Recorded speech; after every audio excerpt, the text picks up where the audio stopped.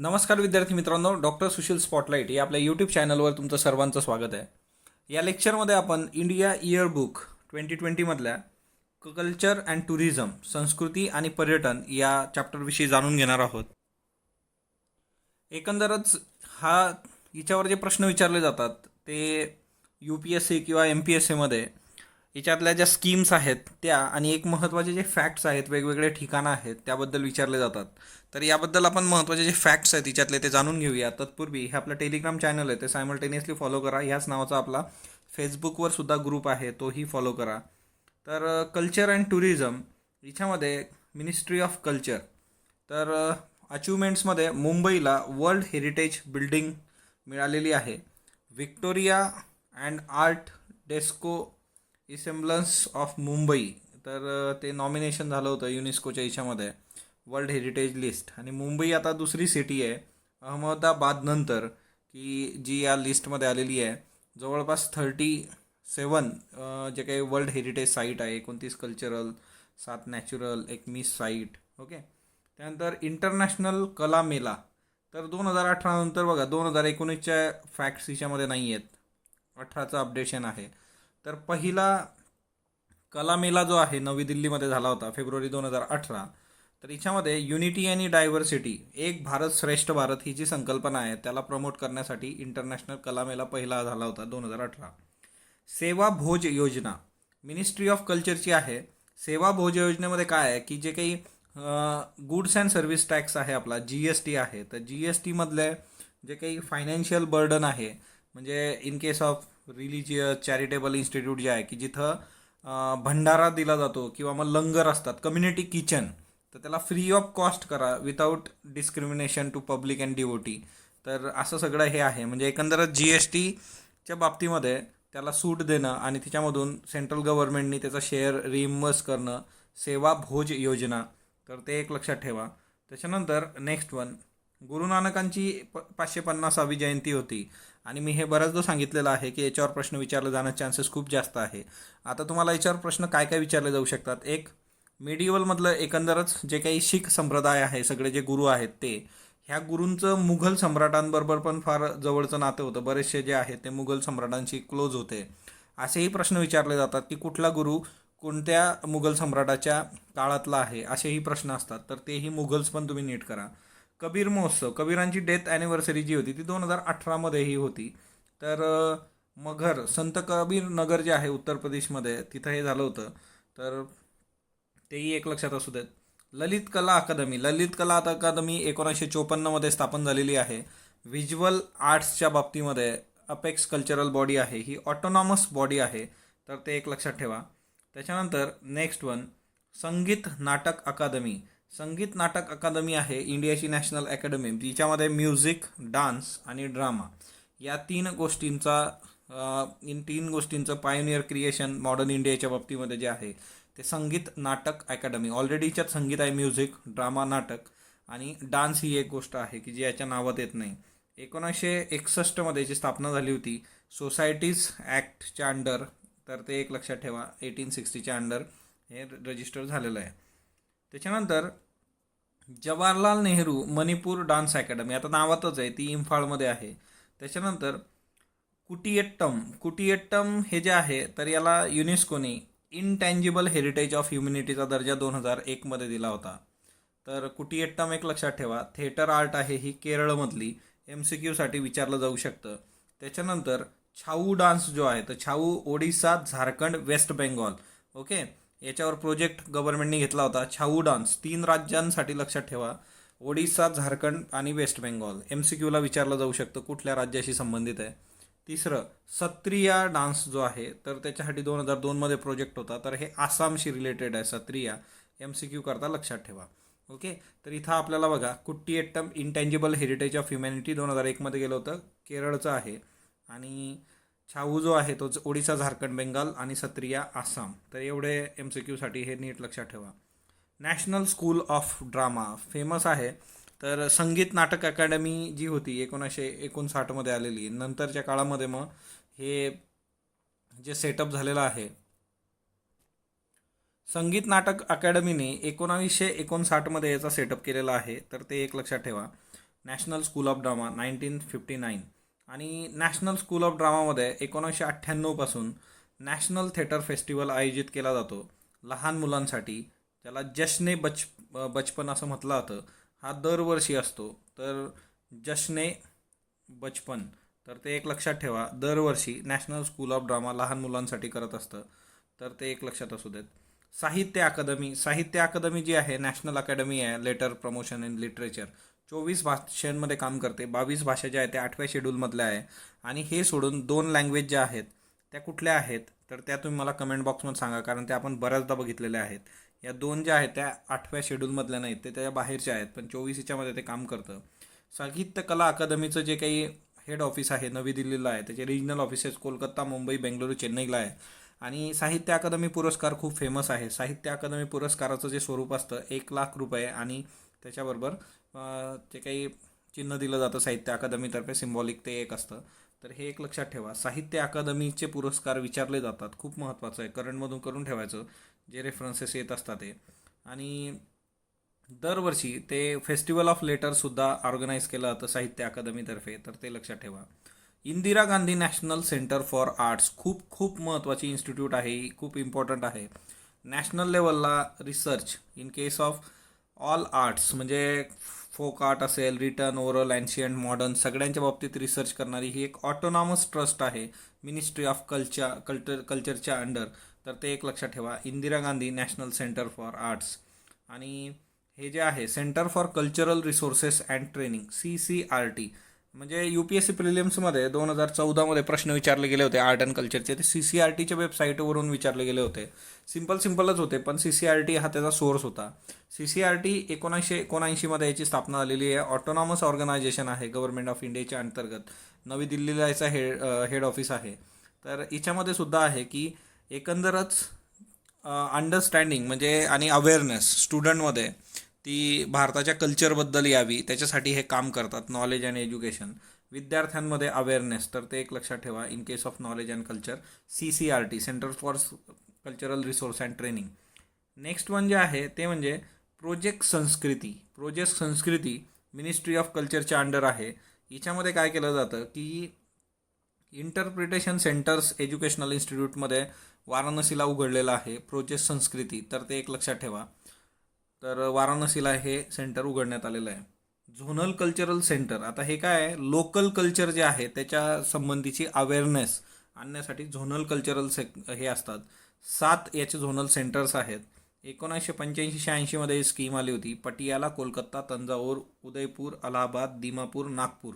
महाराष्ट्राचं zonal cultural centre जे आहे ते नागपूर आहे. आणि याच्यामध्ये सगळ्यात महत्त्वाचं म्हणजे की लोकल कल्चरबद्दल स्कोप देणं आणि त्याला अवेअरनेस आणणं. त्याच्यानंतर नेक्स्ट जी आहे ती म्हणजे गुरु शिष्य परंपरासुद्धा झोनल सेंटर चालवतं, तर ते एक लक्षात ठेवा, है ना. नवीन टॅलेंटला प्रमोट करण्यासाठी गुरु शिष्य परंपरा नावाचा कन्सेप्ट आहे. एक भारत श्रेष्ठ भारत, सर्वात जास्त प्रश्न विचारले जाण्याचे चान्सेस याच्यावर आहेत. 2015मध्ये सुरू झालेलं आहे. 140वी बर्थ ॲनिव्हर्सरी होती सरदार वल्लभभाई पटेलांची, तेव्हा एक भारत श्रेष्ठ भारत हे सुरू करण्यात आलं होतं. आता युनिटी अँड डायव्हर्सिटी जे आहे नेशनमध्ये ते मेंटेन करणं. त्याच्यानंतर दुसरं म्हणजे इमोशनल बॉन्ड जे आहेत लोकांमधले त्याला स्ट्रेंथन करणं. Spirit of national integration. त्याच्यानंतर कल्चरल हेरिटेज कस्टम्स जे आहेत. तर याच्यामध्ये जे आहे एकंदरच की 2 राज्य एकामेकाला जोडले गेलेले आहेत. म्हणजे फॉर एक्झाम्पल महाराष्ट्राचा तुम्ही विचार केला तर महाराष्ट्र आणि ओडिसा हे राज्य एकमेकांना जोडलेले आहेत. तिच्यात वेगवेगळे मग एज्युकेशनल याच्यामध्ये कोलॅबरेशन वगैरे वगैरे होतं. एखादा आपण सेपरेट लेक्चर एक भारत श्रेष्ठ भारतवर घेऊयात की जिच्यामध्ये ह्या सगळ्या राज्यांच्या पेअर मी तुम्हाला सांगतो की कुठलं राज्य कोणाबरोबर अटॅच आहे एक भारत श्रेष्ठ भारतमध्ये. त्याच्यानंतर कल्चरल हेरिटेज ऑफ हिमालयाज, तर बुद्धिस्ट तिबेटियन इन्स्टिट्यूट ज्या आहेत आणि त्याच्या थ्रू त्याचं जे कल्चर आहे intangible Buddhist Tibetan Himalayan culture, तर ते प्रिझर्व करण्याचा प्रयत्न आहे. तर ते एक लक्षात ठेवा. So cultural heritage of Himalaya याच्यामध्ये आपल्याला असं वाटू शकतं की हे एकंदरच हिमालया संबंधीचं काही आहे का, तर हे बुद्धिस्ट कल्चर संबंधीचं आहे. 2011मध्ये सुरुवात आहे याची. त्याच्यानंतर central institute of Buddhist studies, तर हे पण खूप महत्त्वाचं आहे. लेह लद्दाखला हे आहे. तर स्कूल ऑफ बुद्धिस्ट फिलॉसॉफी, आणि ही पंडित जवाहरलाल नेहरू असतानाच त्यांच्या हस्ते 1959मध्ये याची स्थापना झाली होती. डीम्ड युनिव्हर्सिटीचा पण दर्जा आहे. ओके. आणि लेह लद्दाख ऑलरेडी न्यूजमध्ये आहे, युनियन टेरिटरीचा दर्जा मिळालेला आहे. तर लेह लद्दाखमध्ये नेमक्या काय गोष्टी आहेत त्याचे पण हे ठेवा, आपल्याला तिथलाही प्रश्न विचारला जाऊ शकतो. नवनालंदा महाविहारा, ओके, 1951मध्ये नालंदामध्ये हे केलं गेलं होतं. याच्यामध्ये पाली आणि बुद्धिझमवर रिसर्च केला जातो. नवनालंदा महाविहारा, ओके. तर हे 1951चं आहे. आपण नालंदा युनिव्हर्सिटीच्या चक्करमध्ये इथं गडबड करू शकतो. 1951 खूप आधीपासून आहे. Central university of Tibetan studies, तर हे आहे सारनाथ वाराणसी. आता बघा 1967. आता हे खूप महत्त्वाचं ह्याच्यासाठी आहे की बऱ्याचदा असं होतं की आपल्याला ज्यावेळेस central university of Tibetan studies म्हटलं जातं तर त्यावेळेस आपल्याला हिमालय किंवा त्यात नॉर्थ ईस्ट त्या याच्यामध्ये वाटू शकतं, पण हे सारनाथ वाराणसी, तर ते एक लक्षात ठेवा. त्याच्यानंतर हिमालयन कल्चर स्टडीज जे आहे ते पण सोसायटीजच्या अंडर जे आहे, central institute of Himalayan culture studies, तिच्यामध्ये परत ह्या सगळ्या गोष्टी आहे, बुद्धिस्ट आणि धर्मशाला, टिबेट हाऊस वगैरे, ओके. तर हिच्यामधलं एक तवांग मॉन्टेसरी लक्षात ठेवा MCQसाठी. UPSCने एकदा विचारलेलं आहे की मॉनेस्टरी म्हणजे जे काही बुद्धिस्ट हे असतात मॉन्टेसरी आणि राज्य, तर कुणाच्या जोड्याबरोबर आहे, तर तवांग जे आहे ते अरुणाचल प्रदेशमध्ये, तेवढं एक लक्षात असू देत. आर्किओलॉजिकल सर्वे ऑफ इंडिया 1861मध्ये स्थापना आहे. आणि हे खूप महत्त्वाचं आहे की भारतातलं जे काही रिच हेरिटेज आहे त्याचं कन्झर्वेशन करणं, तर हे आर्किओलॉजिकल सर्वे ऑफ इंडिया करत असतं. 1861मध्ये याची स्थापना आहे. आता याच्यामध्ये एक महत्त्वाचं जे होतं की हे न्यूजमध्ये होतं बघा, ancient monument and archaeological site remains act 1958. याच्यामध्ये एकूण 3686 मॉन्युमेंट्स किंवा साईट्स आहेत नॅशनल इम्पॉर्टन्सच्या. सर्वात जास्त कुठल्या राज्यात आहे ते तुम्हाला कमेंट बॉक्समध्ये सांगा, कारण हे मी ऑलरेडी तुम्हाला सांगितलेलं आहे. आणि याच्यामध्ये काही जर तुम्ही बघितलं 3 साईट ज्या आहेत की चंपारण पावागड जी आहे गुजरातमधली साईट आहे, छत्रपती शिवाजी टर्मिनस जे आहे ज्याला व्हिक्टोरिया टर्मिनस म्हणायचे मुंबई, बृहदेश्वरा टेम्पल जे आहे, गंगई कोंडचोलपुरम किंवा ऐरावतस्वरा टेम्पल आहे, दससुरा एक्सेंटेशन आहे. तर हे जे आहे हे सगळं युनेस्कोच्या लिस्टमध्ये आहे. एकंदरच तुम्हाला युनेस्को वर्ल्ड हेरिटेजची लिस्ट माहीत पाहिजे, तर तेही एक लक्षात ठेवा. आणि हा जो ॲक्ट आहे हा कोणत्या मॉन्युमेंटचं किंवा कुठल्या वास्तूचं कन्झर्वेशन करतो, म्हणजे त्याच्यासाठी अट काय तीही मी तुम्हाला सांगितली होती, जर तुम्हाला आठवत असेल तर, ओके. आपण जे सगळे लेक्चर्स घेतो आहोत की आपण जे रिव्हिजन लेक्चर इयरबुकचे असतील किंवा मग रेग्युलर जे काही टॉपिक्स घेतो आहे ते खूप प्रॉपरली बघा, है ना, तर तुम्हाला नक्की त्याचा फायदा होईल. कारण ह्या गोष्टी ज्या आहेत एकमेकाशी अटॅच्ड आहेत. तर मॉन्युमेंट्स अँड अँटिक्विटीजचं मिशन जे आहे 2007मध्ये हे सुरू झालं होतं. तर याच्यासाठी नॅशनल डेटाबेस बनवायचा होता हेरिटेज आणि त्याच्या संबंधीचा 6-11-5 इयर प्लॅनमध्ये हे झालेलं आहे. तर नॅशनल मिशन मॉन्युमेंट्स अँड अँटिक्विटीज 2007मध्ये सुरुवात होते याची. नॅशनल मिशन ऑन मॅन्युस्क्रिप्ट्स, तर हे 2003मध्ये याची सुरुवात झालेली आहे. Indira Gandhi national centre for arts nodal agency आहे, तर ते एक लक्षात ठेवा. Indira Gandhi national centre for arts तर आपण बघितलेलं आहे. तर हे ऑलरेडी ऑटोनॉमस इन्स्टिट्यूट आहे ही रिसर्च संबंधीची. त्याच्यानंतर national gallery of modern art दिल्लीमध्ये आहे आणि 1954मध्ये याची स्थापना आहे. तर याच्यामध्ये promote and develop contemporary Indian art हे त्याचं काम आहे, national gallery of modern art. पण हे असले चान्सेस फार कमी आहे, तुम्हाला स्कीम वगैरे विचारतात, खूप अशा इन्स्टिट्यूट वगैरे विचारण्याचे चान्सेस कमी असतात. म्युझियम ऑन व्हील्स, तर 1965मध्ये ही संकल्पना समोर आणली गेली होती. तर रामकृष्ण मिशनचा सगळा प्रोग्राम आहे हा, की रामकृष्ण मिशन कोलकातामध्ये, आणि जवळपास आता 23 बसेस वगैरे आहेत की म्युझियम म्हणजे बसमध्ये म्युझियम लोकांपर्यंत विद्यार्थ्यांपर्यंत न्यायचं, म्युझियम ऑन व्हील्स. त्याच्यानंतर next one, Victoria memorial hall जो आहे कोलकाताचा, तो लॉर्ड कर्झननी 1921मध्ये त्याच्या एफर्ट्सनी हा आला होता. आणि मेमरी ऑफ क्वीन व्हिक्टोरिया म्हणूनच त्याचं नाव आहे व्हिक्टोरिया मेमोरियल हॉल. तर नॅशनल इम्पॉर्टन्सी इन्स्टिट्यूट म्हणून याला डिक्लेअर केलं गेलं होतं 1955मध्ये गव्हर्नमेंट ऑफ इंडिया ॲक्टच्या अंतर्गत. तर ते एक लक्षात ठेवा, व्हिक्टोरिया मेमोरियल हॉल जो आहे तो कोलकाता. त्यानंतर national museum of institute of history of art conservation and museology, तर ही डीम्ड युनिव्हर्सिटी आता 1989मध्ये याची स्थापना झालेली आहे, डिक्लेअर केलेलं आहे 1989मध्ये. आणि ही ऑनली युनिव्हर्सिटी आहे एकूण एक म्युझियम युनिव्हर्सिटी इन इंडिया. आणि याचं जे फंक्शनिंग आहे ते नवी दिल्लीला होतं. तर एक लक्षात ठेवा, बऱ्याचदा MCQ सोडवत असताना जिथं ऑनली असतं, ऑल असतं, अशा ठिकाणी प्रॉब्लेम असतो. मोस्ट प्रॉब्ली 99% हे उत्तर चुकते, स्टेटमेंट मोस्ट प्रॉब्ली चुकीचं असतं. पण ह्या अशा गोष्टी नीट लक्षात ठेवायच्या. हे MCQसाठी खूप महत्त्वाचं आहे. So national museum institute of history of art conservation museology is the only museum university in India. Okay. त्याच्यानंतर national research laboratory for conservation of cultural property जे आहे 1976मध्ये स्थापना आहे याची. नावातच सगळं आहे बघा, Ramakrishna Mission Institute of culture. तर हे सगळं जे आहे की श्री रामकृष्ण जे आहे त्यांचा कालावधी दिलेला बघा 1836 ते 1886, आणि त्यांच्या पहिल्या बर्थ सॅनिटरीवर हे सगळं 1936मध्ये 100 वर्षे पूर्ण झाल्यावर आली होती Ramakrishna Mission Institute of culture. तर ते एक लक्षात ठेवा. त्याच्यानंतर नेक्स्ट जे आहे याच्यामध्ये नॅशनल लायब्ररी कोलकाताला आहे. ओके. इम्पेरियल लायब्ररी असं याला म्हटलं जायचं 1891मध्ये. नंतर त्याचं नाव बदललं आणि नॅशनल लायब्ररी करण्यात आलेलं आहे. आणि याच्यामध्ये सगळं नॅशनल इम्पॉर्टन्स, मग याच्यामध्ये जे आहे की प्रिंटेड मटेरियल जे काही आहे ना, मनुस्क्रिप्ट्स असतील, बिब्लिओग्राफिकल असेल, तर त्या सगळ्या गोष्टी इथं नॅशनल लायब्ररीला आहे कोलकात्यामध्ये. त्याच्यानंतर नेक्स्ट वन ते म्हणजे नेहरू मेमोरियल म्युझियम लायब्ररी. तर ॲक्च्युली याच्यामध्ये जे आहे की नेहरूंच्या लाईफ आणि टाईम्समधल्या गोष्टी याच्यामध्ये मोठ्या प्रमाणावर आहेत. तर नेहरू मेमोरियल म्युझियम लायब्ररी, पण चान्सेस कमी आहेत. तुम्हाला जिथं जिथं मी MCQ सांगितलं ते लक्षात ठेवा. नॅशनल मिशन ऑन लायब्ररी हे विचारलं जाऊ शकतं. मिनिस्ट्री ऑफ कल्चर 2012मध्ये सेट केलं गेलं होतं नॅशनल नॉलेज कमिशनच्या रिकमेंडेशननुसार. आणि याच्यामध्ये आहे की लायब्ररीचं आणि इन्फॉर्मेशन सायन्स सेक्टरला डेव्हलप करायचं. So national mission on library 2012. Okay. त्याच्यानंतर नेक्स्ट जे आहे आपलं याच्यामध्ये तर गांधी हेरिटेज साईट्स मिशन. आता गांधी हेरिटेज साईट्स मिशन गांधीजींचा जिथं जिथं रेफरन्स येतो त्या सगळ्या 2006मध्ये सुरू करण्यात आलं होतं. आणि गांधी हेरिटेज साईट्स मिशनसाठी पॅनल होतं, ज्या पॅनल 5 वर्षासाठी हे काम करणार होतं 2018पासून. पण आता ही स्कीम मार्च 2020पर्यंत एक्सटेंड करण्यात आली होती. म्हणून आपल्यासाठी हे महत्त्वाचं आहे ना. ऑलरेडी स्वच्छ भारत मिशन आणि त्या सगळ्या याच्यातून गांधीजी हे न्यूजमध्ये होते.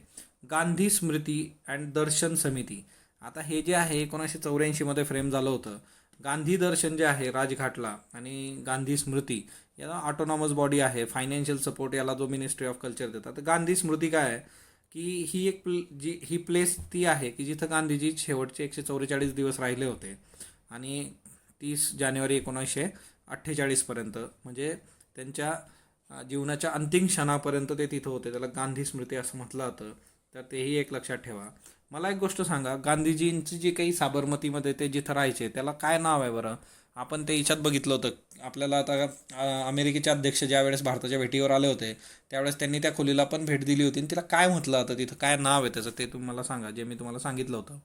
तर हेरिटेज साईट्स ज्या आहेत त्या ॲडॉप्ट हेरिटेज साईट असं एक आपण हे केलं होतं की हेरिटेज साईट ॲडॉप्ट करायच्या पब्लिक सेक्टरनी, प्रायव्हेट सेक्टरनी किंवा इंडिव्हिज्युअलनी. तर मोन्युमेंट मिट्राज नावाची कन्सेप्ट होती की तिच्यामधल्या ॲम्युनिटीज डेव्हलप करायच्या. आणि मग लाल किल्ला वगैरे तो सगळा इश्यू झाला होता की कुणी कुणी घेतलं तुम्हाला माहीत आहे. सो ॲडॉप्ट हेरिटेज प्रोजेक्ट जे आहेत आपल्या इथल्या ज्या काय वारसा असलेल्या वस्तू आहेत त्या प्रायव्हेट सेक्टरनी, पब्लिक सेक्टरनी घ्याव्यात. ओके. आणि डेव्हलप कराव्यात असा हा कन्सेप्ट आहे. त्याच्यानंतर व्हिजा फॅसिलिटी. आता हे टुरिझमला प्रमोट करण्यासाठी आहे मिनिस्ट्री ऑफ एक्सटर्नल अफेअर्स. तर टुरिस्ट व्हिजा, त्यानंतर बिझनेस व्हिजा, मेडिकल व्हिजा वगैरे वगैरे. तसा टुरिस्ट व्हिजा जो आहे की टुरिझम प्रमोट झालं पाहिजे. त्याच्यानंतर इंडियन कुलिनरी इन्स्टिट्यूट. आता इंडियन कुलिनरी इन्स्टिट्यूट ही जी आहे ती तिरुपती आंध्र प्रदेशमध्ये आहे. भारतातली पहिली ही इन्स्टिट्यूट आहे अशा पद्धतीची. तर Indian culinary institute Andhra Pradesh Tirupati हे एक लक्षात ठेवा. फॉर MCQ हे फार महत्त्वाचं आहे. ओके. आणि मला सांगा बरं कुलिनरी काय असतं बरं, हे काय प्रकरण आहे तर ते मला तुम्ही कमेंट बॉक्समध्ये सांगा.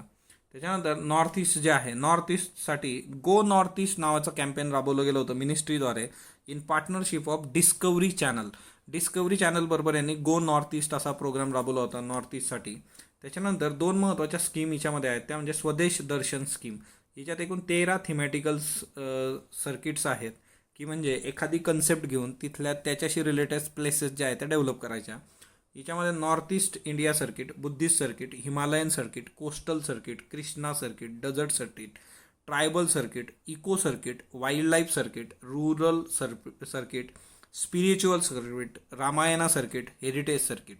तर हे MCQसाठी लक्षात ठेवा. तुम्हाला ही नावं माहीत पाहिजेत कुठले कुठले आहेत. प्रसाद ही जी स्कीम आहे तर रिलिजियस सिग्निफिकन्स असलेल्या ठिकाणांना डेव्हलप करायचं.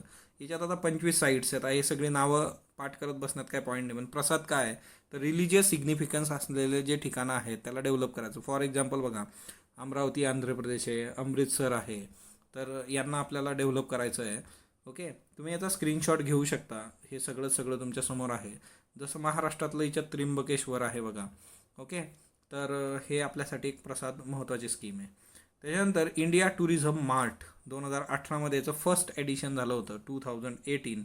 आणि हिच्यामध्ये जे आहे की इंडियन टुरिझमसाठी हॉस्पिटॅलिटी आणि त्या सगळ्या गोष्टी करायच्या. आणि स्वच्छ पर्यटन मोबाईल ॲप मिनिस्ट्री ऑफ टुरिझमनी 25 आदर्श स्मारक मॉन्युमेंटसाठी हे केलेलं होतं की स्वच्छ पर्यावरण मोबाईल ॲप. मग हे कशासाठी आहे की स्वच्छ भारतबरोबर कनेक्ट आहे. जर तिथं गडबड असली काही तर त्या ठिकाणचे तुम्ही फोटो वगैरे शेअर करू शकता आणि ते स्वच्छ पर्यटन ॲप क्लिअर करून देणार. तर हे इतकं आहे याच्यामध्ये. हे महत्त्वाचे फॅक्ट्स होते. तर स्पॉटलाईट बरोबर जोडलेलं राहा. स्पॉटलाईटला लाईक करा, शेअर करा, सबस्क्राईब करा. धन्यवाद विद्यार्थी मित्र.